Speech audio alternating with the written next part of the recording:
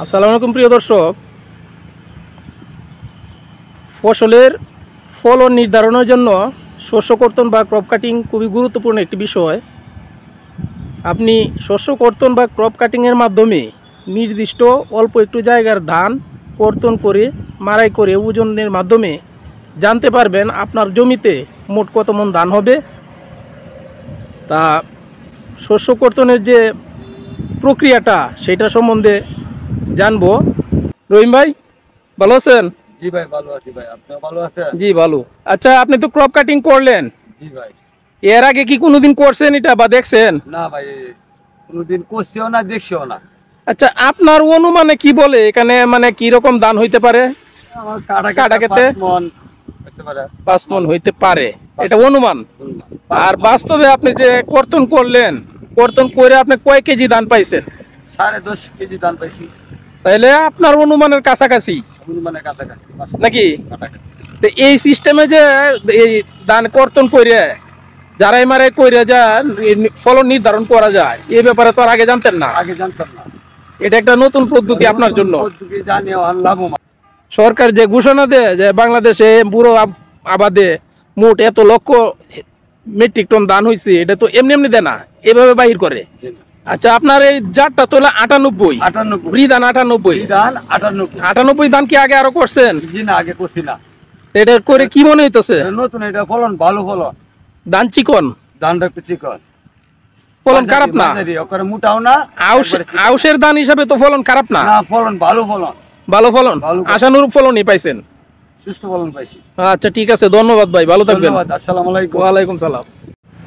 শস্য কর্তনের যে প্রক্রিয়াটা সেটা সম্বন্ধে জানবো করিমগঞ্জ উপজেলার উপসহকারী কৃষি কর্মকর্তা জনাব মোহাম্মদ চান মিয়ার কাছ থেকে।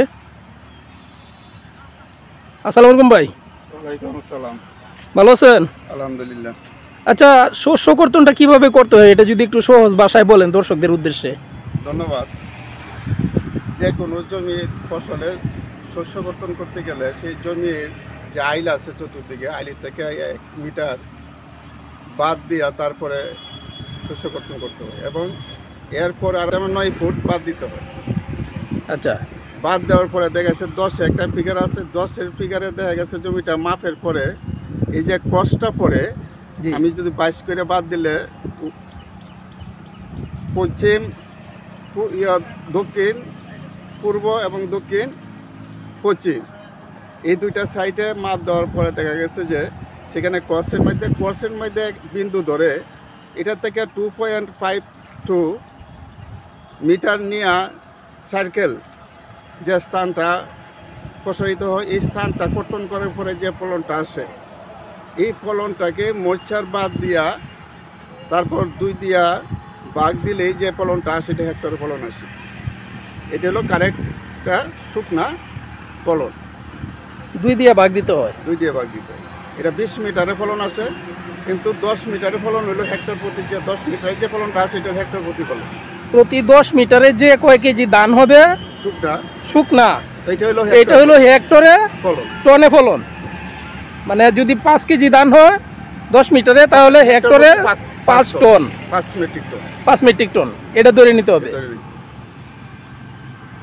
আর সার্কেলটা নেওয়ার ক্ষেত্রে আর কি কি সাবধানতা অবলম্বন করা উচিত?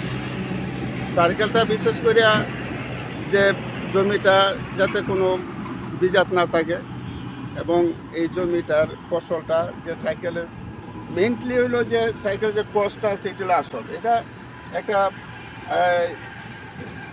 চক্রবৃদ্ধি, যেটা এই জমিটার যেখানে নির্দিষ্ট ক্রসটা পড়ে সেখান থেকে বৃত্ত ধরে ফসলটা কর্তন করতে হবে। আচ্ছা, ধন্যবাদ ভাই আমাদেরকে সহজ ভাষায় প্রাঞ্জল ভাষায় বোঝানোর জন্য। ভালো থাকবেন।